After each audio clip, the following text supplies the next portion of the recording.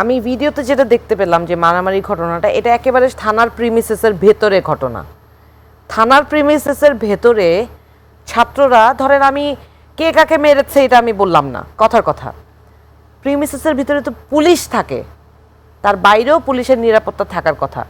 ওই জায়গায় যেই মবের ঘটনাটা হইল, ধরেন এই যে নিজেরা মারামারি করা হোক আর একটা বিশৃঙ্খল পরিস্থিতি হোক, সেটা তো আইনগতভাবে নিষিদ্ধ একটা কাজ হয়েছে, তাই না? একজন আরেকজনের উপর সহিংস হওয়ার যে কাজটা, সেটা একটা নিষিদ্ধ কাজ। এই সময় পুলিশ কই ছিল ভাই? পুলিশকে দেখছেন ওখানে? এই ভিডিওর মধ্যে একটা পুলিশকে দেখছেন? তার মানে কি পুলিশ কি আইন শৃঙ্খলা নিয়ন্ত্রণের কাজ করছে? আপনি ছাত্ররা তো বয়সে ছোট, ওরা মারামারি করছে, ওরা অনেক কিছু করছে, সেই দোষের বিষয়ে আলোচনা করছি, কিন্তু পুলিশ প্রশাসন, যেই পুলিশ প্রশাসন শেখ হাসিনার নির্দেশে বন্দুক হাতে নিয়ে আমার ভাইদের বোনদের গুলি করেছে, সেই পুলিশ প্রশাসন অন্যায় দেখলে এখন চুপ করে আছে। তাহলে আপনি বুঝেন যে কেন আমরা পুলিশ প্রশাসনের সংস্কার চেয়েছিলাম।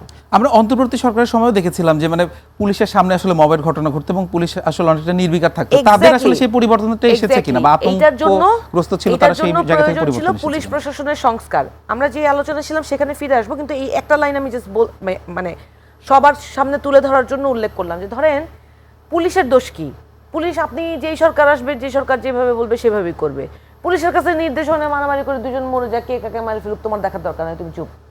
তার প্রিমিসেসের ভিতরে দুইটা খুনাখুনি হয়ে যেতেছে, সে কিছু বলার কোনো তার এখতিয়ার নাই।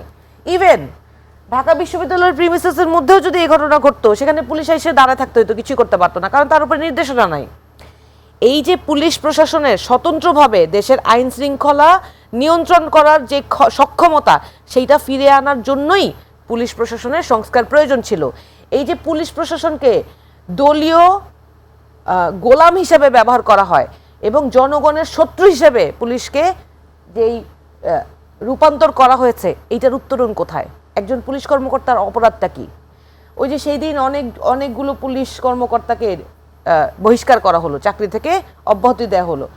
ধরেন সুষ্ঠু তদন্ত কি হয়েছে? কোনো পুলিশ কি স্বপ্রণোদিত হয়ে গিয়ে মানুষকে গুলি করেছে?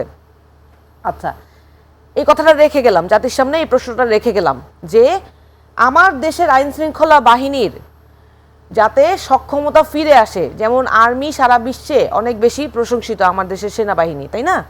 জাতিসংঘের মিশন বলেন, যে কোনো জায়গায় আমার দেশের আর্মি কিন্তু one of the top priority লিস্টে থাকে রিক্রুটমেন্টের সময়। কেন আমার দেশের আরেকটা আইন শৃঙ্খলা বাহিনীর আরেকটা অর্গান এইরকমভাবে রাষ্ট্রের জনগণের শত্রু হিসেবে বিভিন্ন সময় দাঁড়িয়ে যায়? প্রশ্ন রেখে গেলাম।